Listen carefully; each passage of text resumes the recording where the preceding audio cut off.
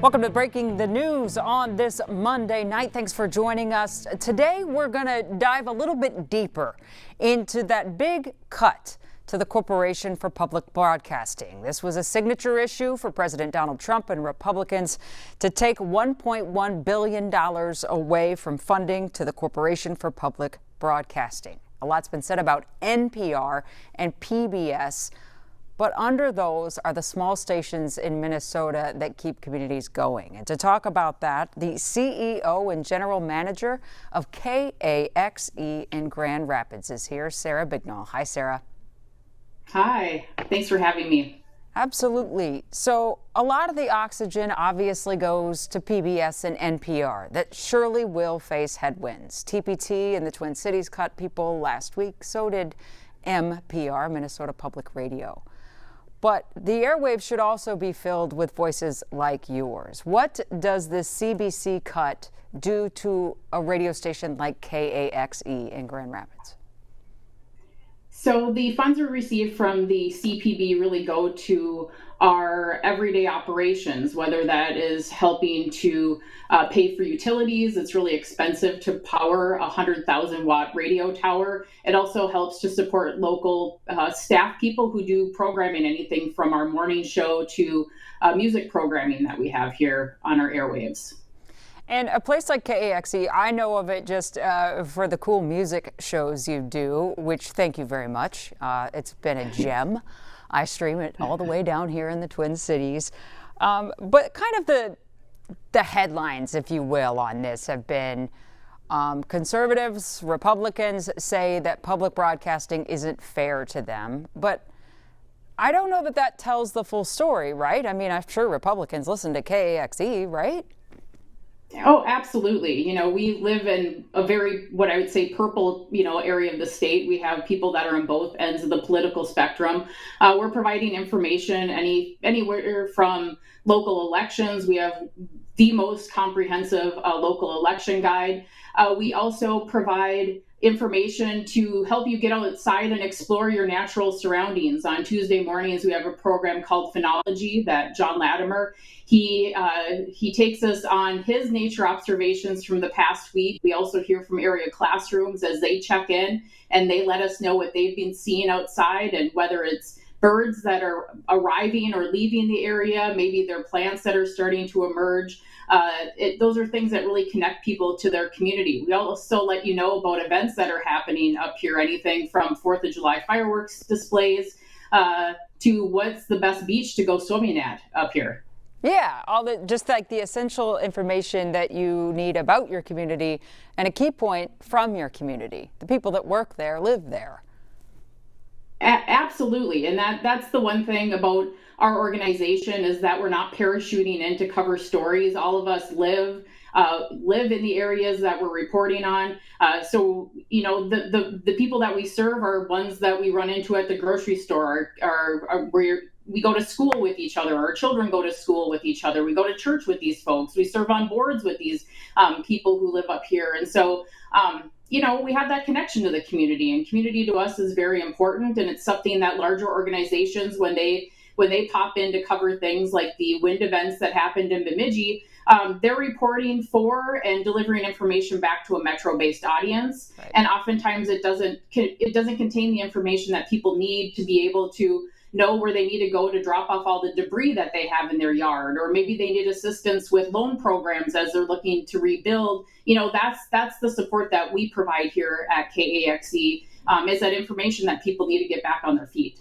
That's such a good point, Sarah, because that we're all separated by, just kind of how big the area we serve. And so I know we were in the Brainerd area for those wind events. We come in, but we would look at it from a metro standpoint, like trash pickup. Well, that's what the locals take care of, and that's what you provide to their, and that's important information for a homeowner and for a community.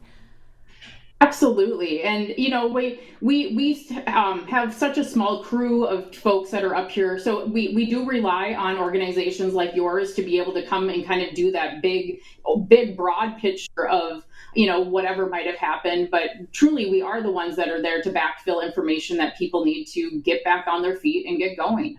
And I feel like this kind of stuff got lost in the national rhetoric about, get rid of a biased entity. We don't fund other media entities. And all of that may be true from a person's individual viewpoint. But at the end of the day, these small stations like yours or small PBS stations, they do provide local community journalism that a big media outlet just is not going to provide. It's not. Correct. And on top of that, most of our newspapers up here have been so consolidated down that they have lost the ability to be able to report on events that are happening. Most of our local newspapers used to be fairly robust. They were able to cover local city council meetings, what was happening at local school board meetings, and they've lost their capacity as well. And so not only is it the limited capacity of larger statewide organizations, but even in our local communities, they don't have the resources that they once had. And so really it's the public radio stations here that have been doing their best to try to backfill and provide us with information to be able to make decisions and feel better connected to the communities that we're in. Yeah, I oftentimes, even in my own community, when I think about journalism and, hear friends say what they saw on Facebook or whatever, I'm like, well, do you know what your local school board is doing or your city council, how your tax dollars are directly being spent? And people don't know that anymore because Right. there just isn't the capacity to be able to send somebody there. Again, it takes resources. And when you're looking at a news organization, it's people, and people only have a limited capacity to be able to do that. So, that's where organizations like the CPB really helped us, fill a hole in a need that exists in rural communities. So what happens to KAXE? Does it still go without, 13% of your budget goes away with this takeaway of money? That's a significant chunk. That is a big chunk. We've been really aggressively fundraising since the rescission was finalized. And so we've been able to make up a portion of that fund. But with that, that's patching just a need this year. The CPB, we've had funding from them since KAXE's inception back in 1976. We consider the CPB our longest sustaining member. They were our most dependable source of funding that we've had for years. So we're now having to pivot to try to figure out how we can fill that. So lots of phone calls out to area foundations and figuring out how we can fill this need. We're really trying to not cut local staff because we feel what the services that they provide are so crucial to our communities that we're looking at cutting either national programmings and shaving down what we can to preserve kind of the quality reporting information that we do on a daily basis. Had you had the opportunity and had Congress invited the CEOs and general managers of these smaller mid-sized stations to come talk to them about the work they do, what would you have said to say, we matter to our part of Minnesota, our part of the United States? It would have been nice to be able to get in front of the people who are making these decisions that so impact small rural local stations like ours. And as we mentioned through this interview, we're covering anything from elections. We're covering and providing information for people to get back on their feet during a natural disaster. And we're providing what we call joyful storytelling. We're letting you know about the, fun kind of quirky things that happen in northern Minnesota, whether it's that student that excelled in basketball or softball or golf, we're letting you know and celebrate, those kids that we're really proud of.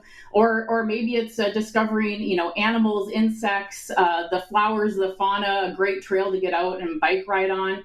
That's a service that we provide to our communities. And again, if we go away, who's backfilling that? And, a lot of people are turning to social media, and I can tell you that that's not a good place to be going for the information that people need. I agree. Also, can you tell me quickly, because weather's top of mind for a lot of Minnesotans this week, we've just had a wild, wet, windy, stormy summer. And everybody needs their weather locast, in my opinion, to be hyper-local, especially when we talk about severe weather events. Do you provide that kind of service to your listeners? Sure. Yep. We talk or connect in with the local weather service. So our coverage area is pretty much from the Brainerd Lakes area all the way north, towards the Canadian border. We're up over towards Duluth, and then we also have signal that reaches almost all the way over to North Dakota. And so with that, we check in with the Fargo weather service and the Duluth weather service to kind of get an idea. Tuesdays we have who we call Tornado Bob. He kind of gives us a big weather picture for the upcoming week. And in addition to just storms that are coming through, we've really been affected by Canadian wildfire smoke, as I'm sure, good portions of the state have. But people who have compromised health conditions, that can really impact their overall well-being. So true. And you, again, need to know what's going to happen in your area to make decisions. I have a toddler about, are we going to play outside today? What's the air quality for his asthma? And that's local to my community. I can't get that from Facebook, and I don't know that I would trust it if it told me. But I'm not kidding, Sarah, when I say I think I need to do an entire show on Tornado Bob, because that person sounds fascinating. And I'm going to have to follow up on that.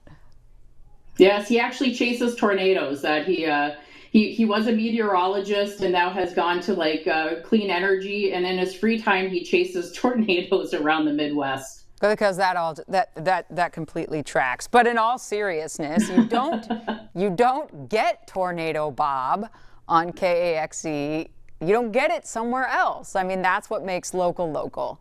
That's what makes it beautiful. And that Tuesday morning program, I'm just gonna toot your horn here. That phrenology, I did a story on that with John, and it's just the most delightful thing.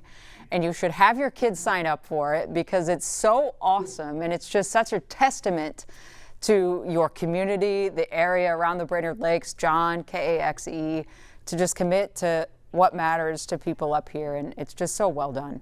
So thank you for that. Yeah, absolutely. And people will say, young people aren't getting outdoors and exploring, and we would disagree. We have classrooms literally across the entire state of Minnesota that are reporting in, what they're seeing. And it can be, anything from footprints that they're seeing to the first snow, maybe it's like the leaves that are changing, but it's really encouraging kids to connect in with their natural surroundings and get out and, be curious. And Tuesdays are my absolute favorite day of the week. Not only does John let us know what we need to be observing outside, because I think sometimes we get so stuck in our own minds that even if we're outside in nature, we're not paying attention to what's around us. And John's one who's like, hey, you should be looking for the yellow flowers. It's yellow flower season, and you'll be seeing this, and this is what they are. And his passion for nature is infectious. Yeah, I learn a lot from him. It makes me feel young again and get useful information. Well, Sarah Bignall from KAXE, we so appreciate you coming on our stream show tonight on Breaking the News Plus, and we hope to talk to you again, okay? Yeah, thank you. You're welcome. We'll see you sometime soon. And for all of you at home, that's all for us on this Monday edition of Breaking the News Plus.